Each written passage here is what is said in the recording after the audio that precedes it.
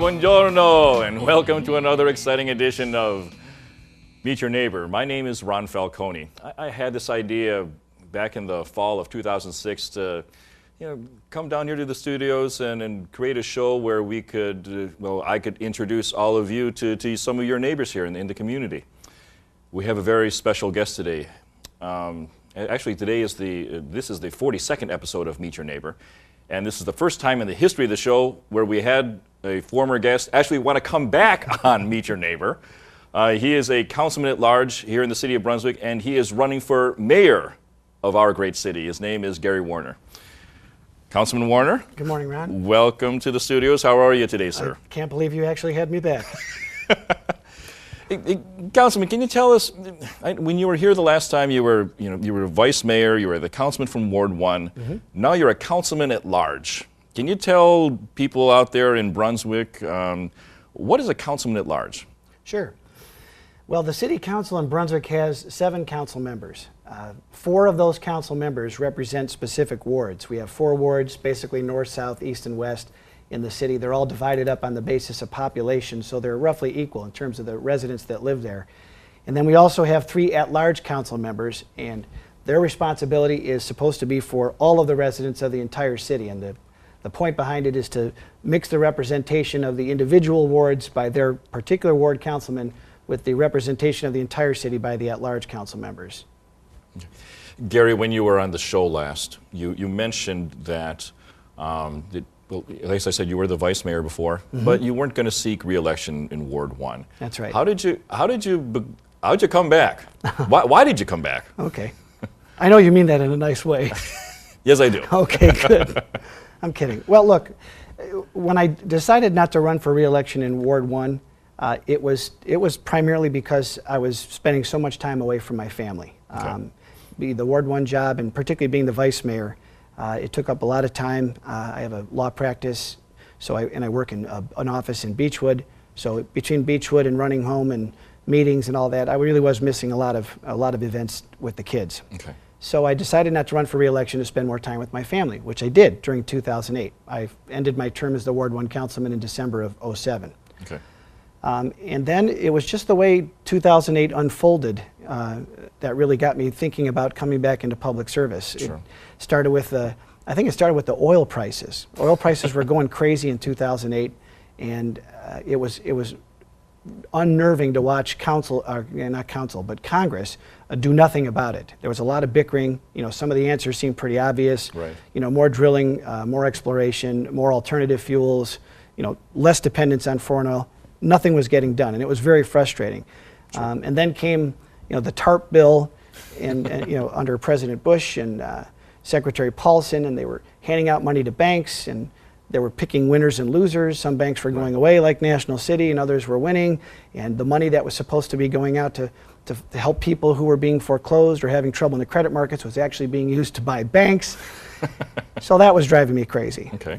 And it was very frustrating to sit on the sidelines and watch, all of this, indecision and all these bad decisions being made.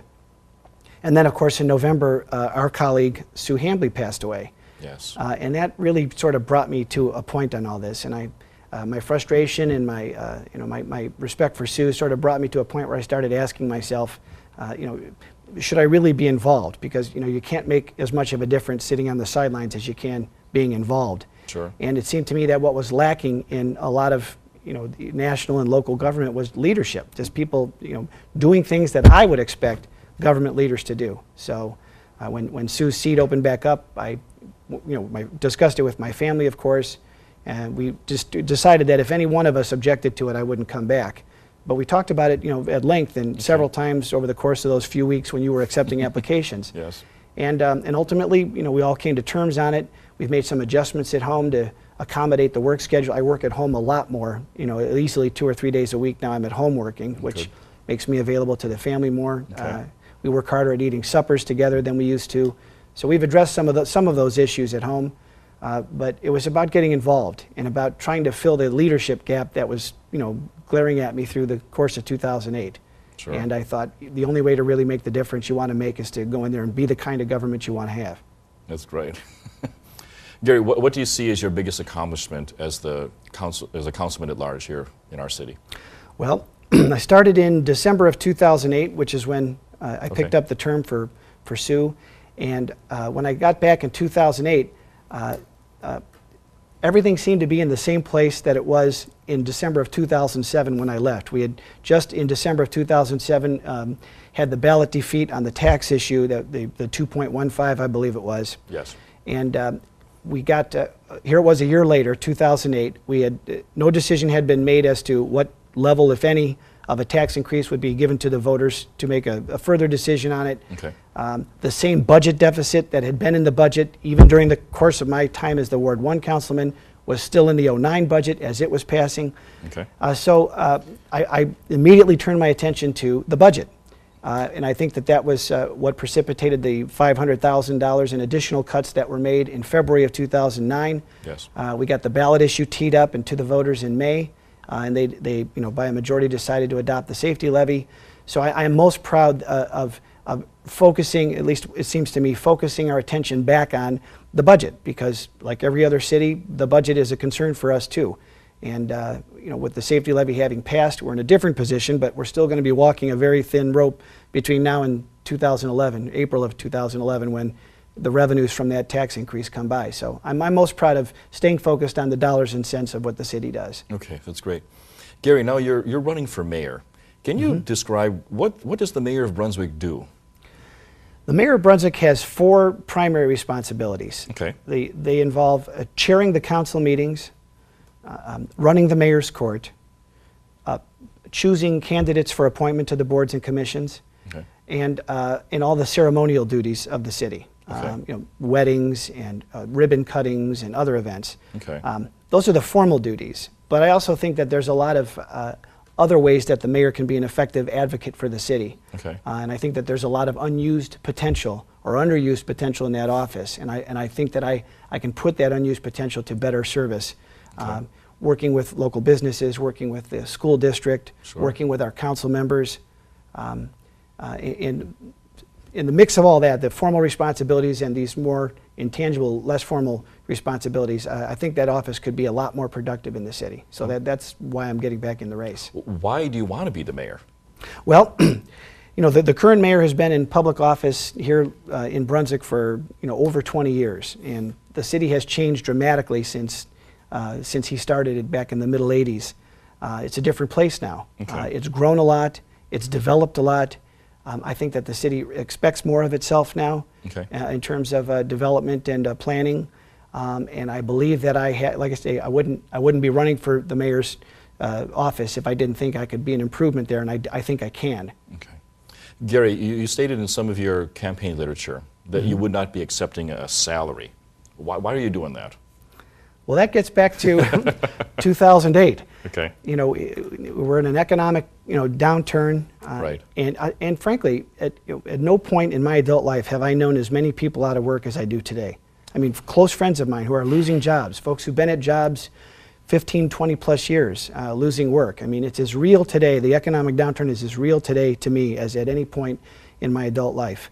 And what you don't hear from government is government expressing the same earnestness about tightening their own budget. Sure. I always tell people when they ask the question, I think the figure is 42% of the senators in Congress are millionaires. And I don't understand why they're taking a penny from us. Why are they taking a salary at all? Or benefits or retirement? They're millionaires. But nobody steps up and says that. So it's a small way of expressing the frustration that I have waiting for government leadership to step up. Sure. And it's one expression of that as far as I'm concerned. I'm willing to do this without a salary because if everybody else has to tighten budgets, government should too, and it should start at the top. Okay.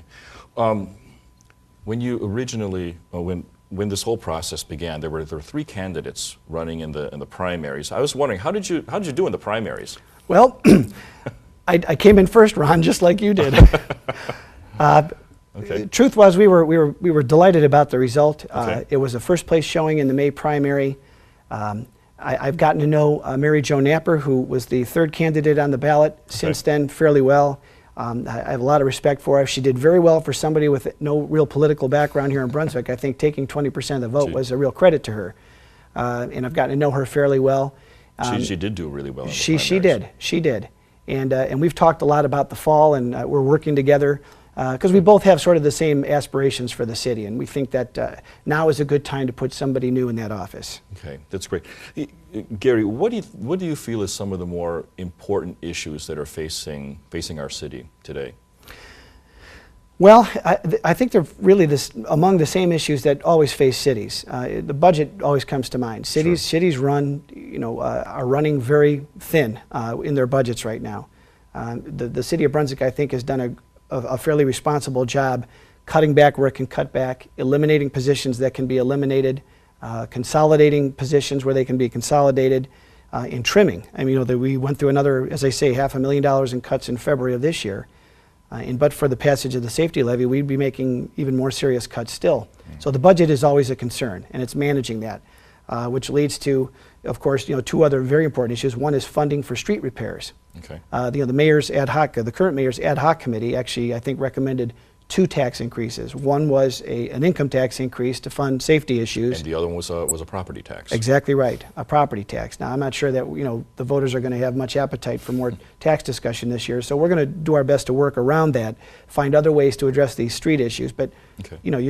I say you take the hot coffee test. You buy a cup of hot coffee, take the lid off, and drive down Grafton Road, and it's pretty easy to figure out the road needs some work. But a lot of the main arterials and collectors in the city need that kind of work. So it's budgets, it's roads, it's the BTA, it's keeping that BTA service alive. There are folks in the city that desperately depend on that. It's it's integral to their daily lives. Sure. They use it all the time. We have to find ways to manage that service more responsibly and to make it more widely available and make it more economical for the city. Sure. And then economic development. I know that you bump into this too. Folks are always coming up, why don't we have more this or more that? Absolutely. Why don't we have more restaurants? And if it were as easy as just calling up the restaurants you like and saying, hey, we've got available space, it would be happening every day. But we just keep working on that. We've got a very energetic economic development department, a director, a manager, everybody's working hard over there, city manager, the city council. So those are the big concerns. They're always the same concerns. Okay. The mayor's job is a part-time position, isn't it? Mm-hmm. Let me ask you a personal question now. If that's a part-time position, what do you do as your full-time job? I know you alluded to that earlier in our interview. Sure. I'm an attorney at a small law firm in Beechwood. Okay. The attorney is Burns, Ochner, and Greenberger, and there are 6 of us. We work with 1 assistant. We actually had 2 assistants. We downsized because it's like everybody else. I'm a small business owner, and you've got to prepare yourself for what comes up. Sure. Our clients are typically developers of land, and when business isn't going for them, that rolls back to us, just like everything else ripples through the economy. So Burns, Ochner, and Greenberger, they deal mostly with like zoning issues, planning issues, things of that nature? Yeah, the practice is generally about land use and development, planning and zoning issues, but we do construction law and eminent domain law, and it gets us out into different communities. I've met with boards, commissions, and councils and elected officials in communities all across Northeast Ohio. I've got good relationships with several of the law directors in these other places.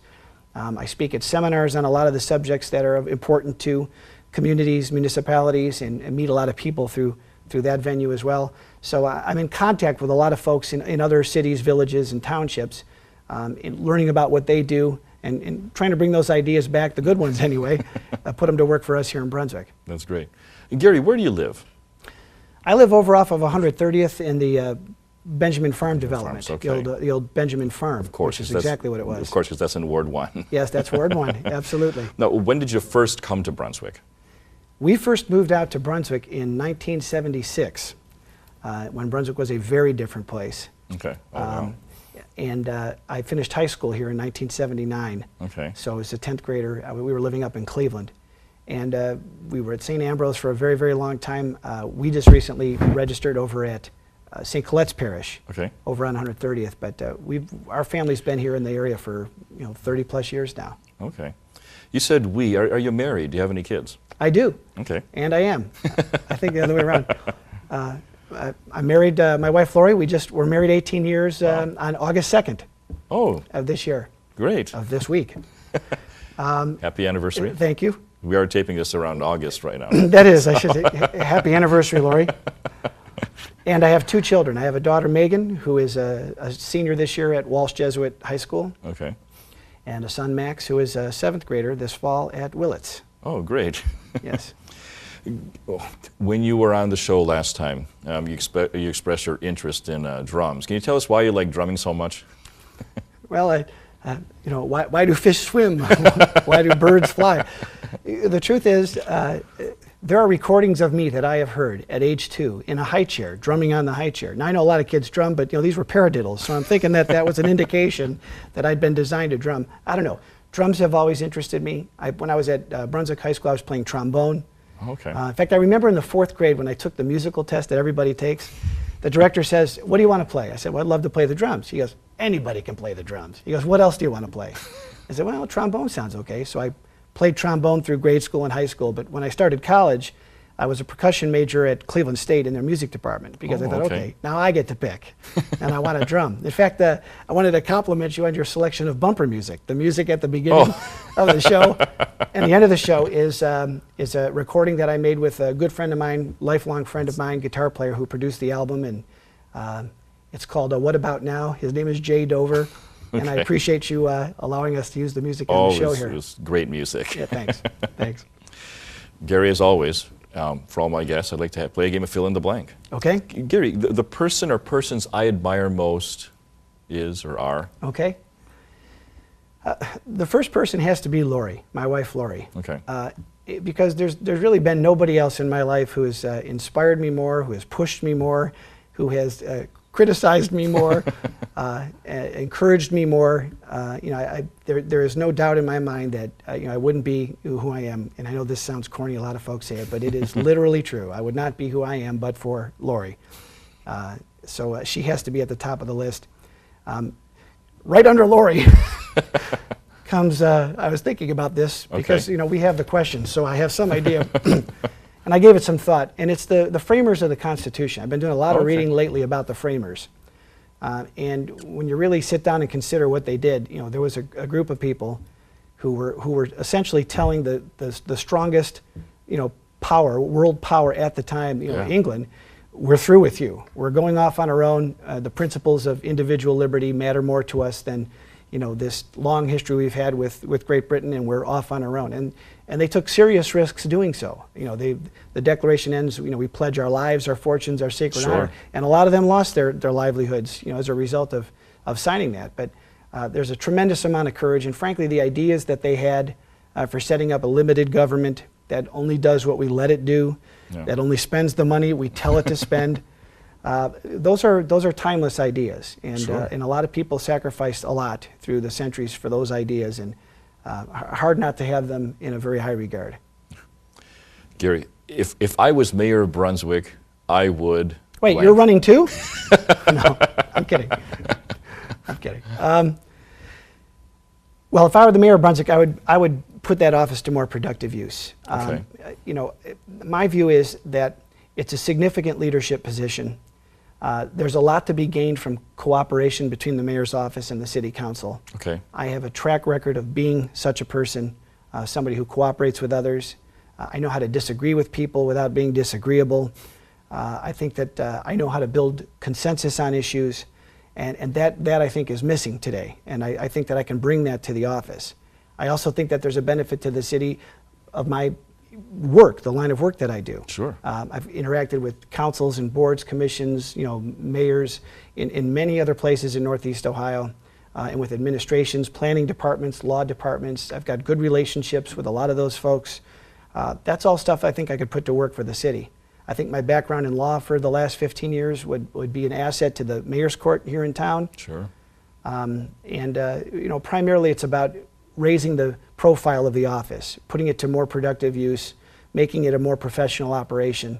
Because Brunswick is not what it was in 1985. It's a new place now, and the expectations in the city are higher than they used to be, and I'm ready to serve the higher expectations. Gary, can you give any neighborly advice to people here in Brunswick, or maybe people watching on the internet right now? Yes. 3 bits of advice, if you'll permit me. The first one is slow down. It continuously comes up, and I'm sure for every council member in the city, the traffic on the side streets in the city is always too fast. There are kids everywhere, in every neighborhood, north to south. Outside of standing water in backyards, the most frequent complaint I hear from people is the speed of traffic in their neighborhoods. And there's only so much policing that we can do with the force that we have. We've got those speed tractors that we put out occasionally, which seem to work while they're there, but you take it away and it stops working. And just as a matter of consideration to the children who live and play in the streets here in Brunswick, I would respectfully ask everybody to be mindful of how fast you're driving when you're driving through the side streets and the neighborhoods in the city. I have two others. One is get involved.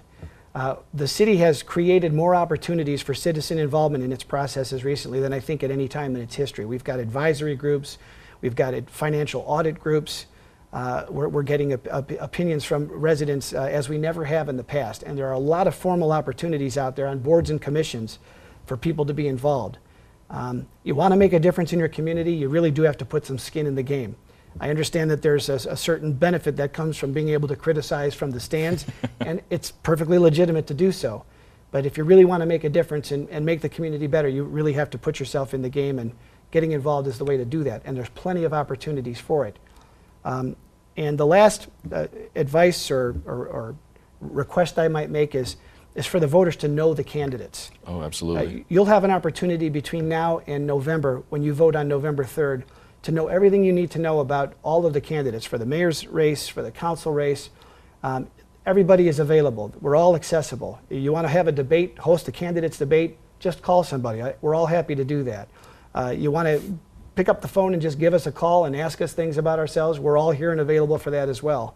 But you really have to know the candidates if you want to make an informed choice, and there's a lot of opportunity to do that too. I'll have a website up, which is werner4mayor.com. You can learn things there. You can call me at home, 330-225-3330. I want to be available because when the vote comes on November 3rd, I want to make sure people know who those candidates are that they're choosing from. And that's the last of the requests I would make. Councilman Gary Werner, candidate for mayor of Brunswick. Thank you for coming down to the studios today. Thanks for having me, Ron. And thanks for coming back. My pleasure. My pleasure. Well, my name is Ron Falconi. I'm the host of Meet Your Neighbor. I live here in the city with my wife and my two kids, and I had this idea where I wanted to invite various officials, local business people, and people here in Brunswick just to come down to the studios so all of you could meet your neighbor. My name is Ron Falconi, and I'm signing off. Arrivederci.